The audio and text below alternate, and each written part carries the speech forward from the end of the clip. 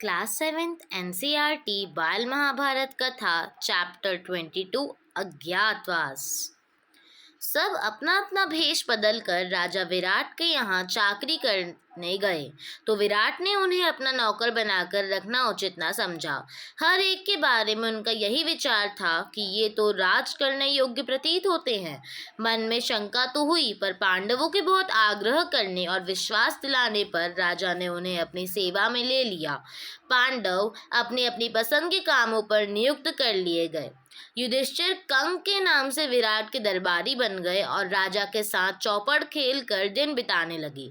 भीमसेन वल्लभ के नाम से रसोइयों का मुखिया बनकर रहने लगे। यह कभी कभी मशहूर पहलवानों से कुश्ती लड़कर या हिंस्र जंतुओं को वश में करके राजा का दिल बहलाया करता था। अर्जुन स्त्री के वेश में बृहन्नला के नाम से रनवास की स्त्रियों, खासकर विराट की कन्या उत्तरा और उसकी सहेलियों एवं दास दासियों को नाच और गाना बजाना सिखलाने लगा। नकुल ग्रंथिक के नाम से घोड़ों को साधने, उनकी बीमारियों का इलाज करने और उनकी देखभाल करने में अपनी चतुरता का परिचय देते हुए राजा को खुश करता रहा। सहदेव तंतीपाल के रूप में गाय बैलों की देखभाल करता रहा। पांचाल राजा की पुत्री द्रौपदी, जिसकी सेवा टहल के लिए कितनी दासियां रहती थीं, अब अपने पतियों की प्रतिज्ञा पूरी करने हेतु दूसरी रानी की आज्ञाकारिणी दासी बन गईं। विराट की पत्नी सुदेशना की सेवा सुश्रुता करती हुई रनवास में सैरंध्री के नाम से काम करने लगी। रानी सुदेशना का भाई कीचक बड़ा ही बलिष्ठ और प्रतापी वीर था। मत्स्य देश की सेना का वही नायक बना हुआ था और अपने कुल के लोगों को साथ लेकर कीचक ने बूढ़े विराट राज की शक्ति और सत्ता में खूब वृद्धि कर दी थी। कीचक की धाक लोगों पर जमी हुई थी। लोग कहा करते थे कि मत्स्य देश का राजा तो कीचक है, विराट नहीं। यहाँ तक कि स्वयं विराट भी कीचक से डरा करते थे और उसका कहा मानते थे। जब से पांडवों के 12 बरस के वनवास की अवधि पूरी हुई थी, तब से दुर्योधन के गुप्तचरों ने पांडवों की खोज करनी शुरू कर दी थी। इन्हीं दिनों हस्तिनापुर में कीचक के मारे जाने की खबर फैल गई। यह खबर पाते ही दुर्योधन का माथा ठनका कि हो ना हो कीचक का वध भीम ने ही किया होगा। यह दुर्योधन का अनुमान था। उसने अपना यह विचार राज्यसभा में प्रकट करते हुए कहा, मेरा ख्याल यह है कि पांडव विराट के नगर में ही छिपे हुए हैं। मुझे तो यही ठीक लगता है कि मत्स्य देश पर हमला कर देना चाहिए। यदि पांडव वहां होंगे तो निश्चय ही विराट की तरफ से हमसे लड़ने आएंगे।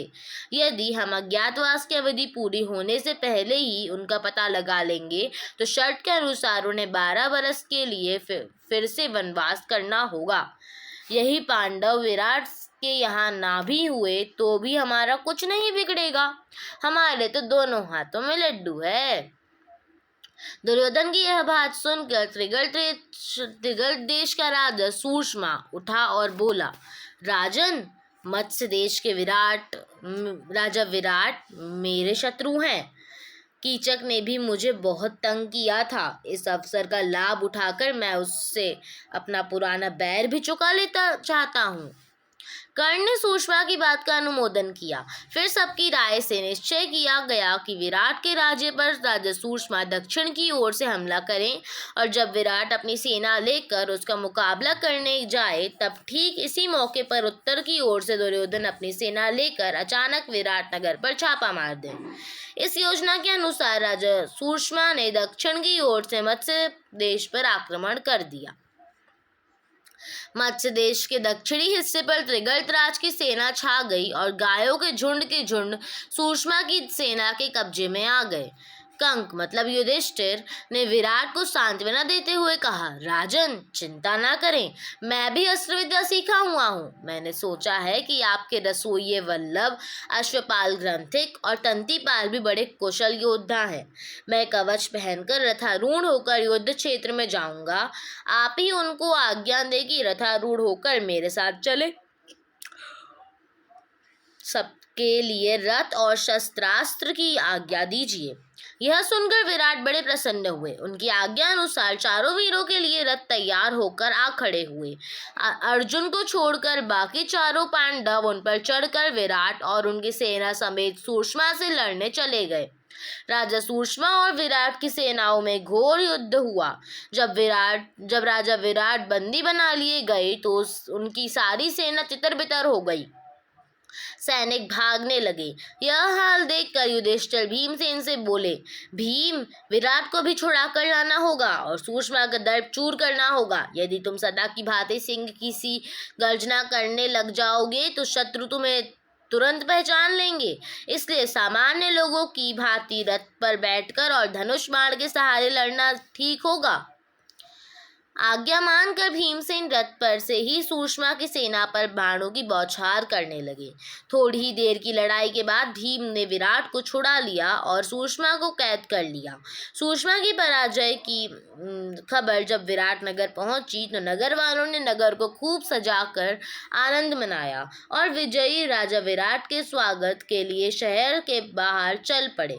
इधर नगर के लोग विजय की खुशियां मना रहे थे और राजा की बाट जो रहे थे, तो उधर उत्तर की ओर से दुर्योधन ने तबाही मचा दी। राजकुमार उत्तर को बिल्कुल डर गया था और कांप रहा था। उसने बृहन्नला से कहा, बृहन्नला, मुझे बचाओ इस संकट से, मैं तुम्हारा बड़ा उपकार मानूंगा।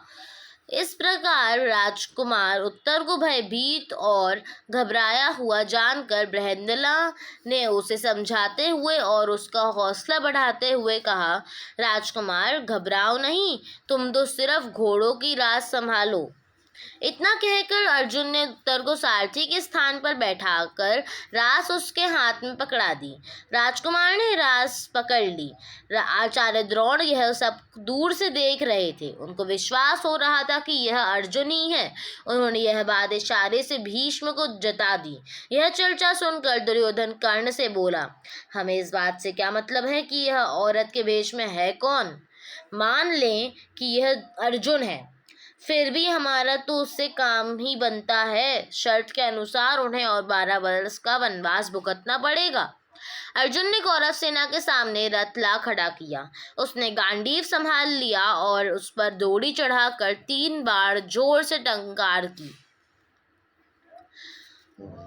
कौरव सेना टंकार ध्वनि से सचेत होने भी नहीं पाई तो ठीक ही अर्जुन ने खड़े होकर शंख की ध्वनि की, जिससे कौरव सेना थर्रा उठी। उसमें खलबली मच गई कि पांडव आ गए। अब हम अगले एपिसोड में पढ़ेंगे चैप्टर 23, प्रतिज्ञा पूर्ति।